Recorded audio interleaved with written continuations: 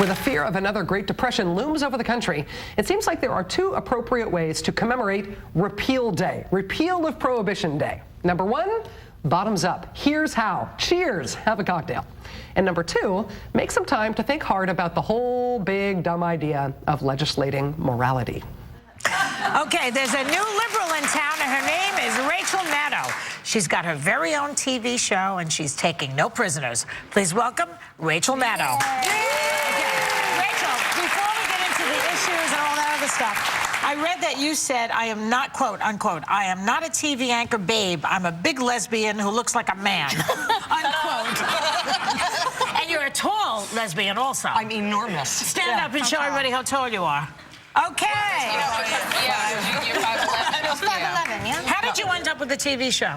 I don't know. I have no idea. You're smart. Well, I started in talk radio. Well, I started in local morning drive radio, and then I went to Air America when Air America started, and then they asked me to do guest spots on cable news, and ultimately Keith Olbermann asked me to fill in for him while he was on vacation, and it apparently worked. What do you think about the whole Rush Limbaugh-Obama challenge for debate? What's your take on that? What do you think I think?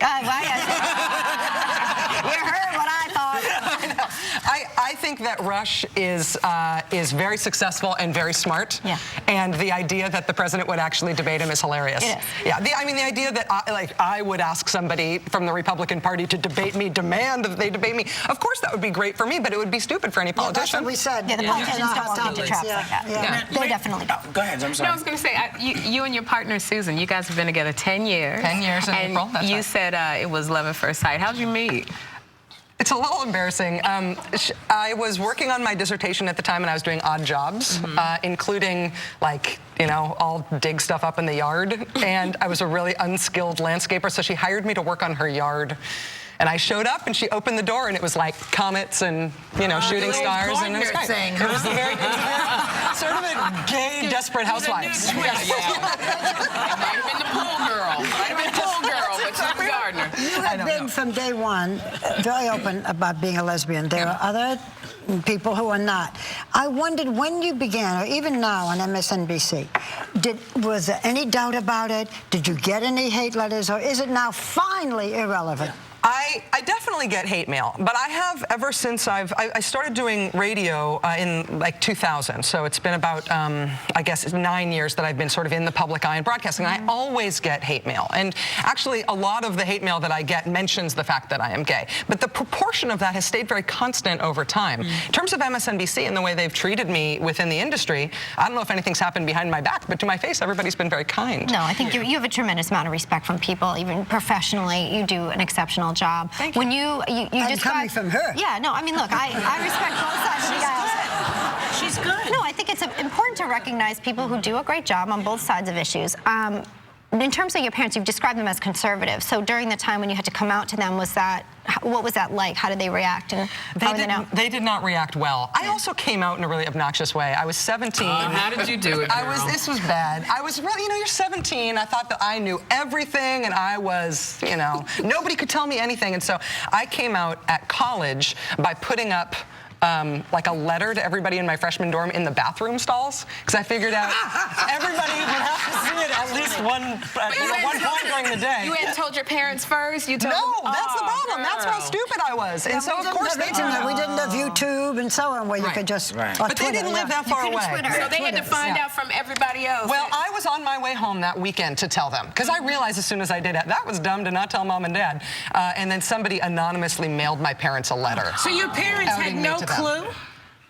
They're smart people. I can't say they had no clue. I mean, I am who I am, you know. And what did they do? But they were upset. But you know, they're great now. And Did they say we thought you were a tomboy?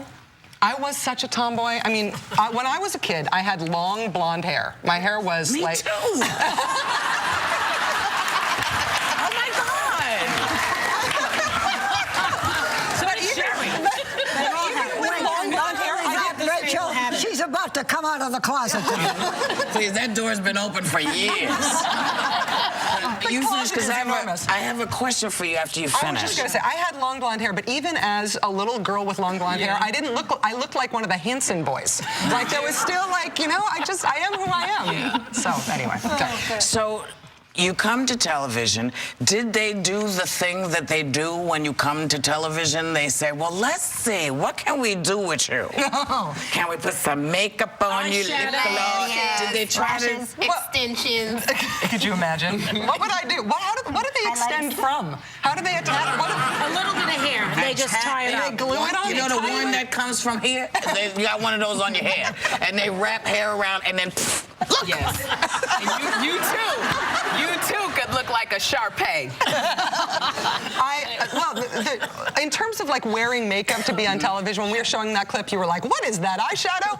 I assume that it is. I go into the makeup room, I sit down and I close my eyes, and then when they are done, I get up and I walk onto the set. I pay no attention to what they do. Can we talk about what you say, because we're having all of this faith in Obama and all the money spent, and we don't know where we're going, and are we, about to fall off the hill? How do you think things are going? I think that we are in a pickle as a country. I think that the economic crisis right now is so much bigger than any of us can grasp, and I think that we need somebody with big ideas who's willing to take big action. Do you think we have that person?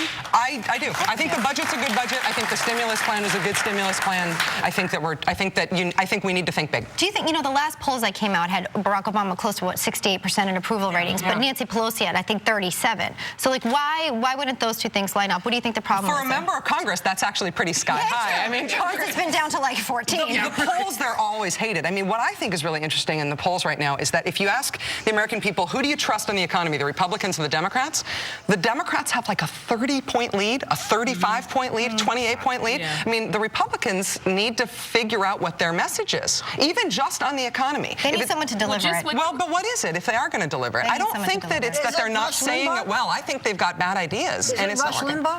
Well, I mean, guys like Steve Pence, who is a member of Congress, his idea is spending freeze.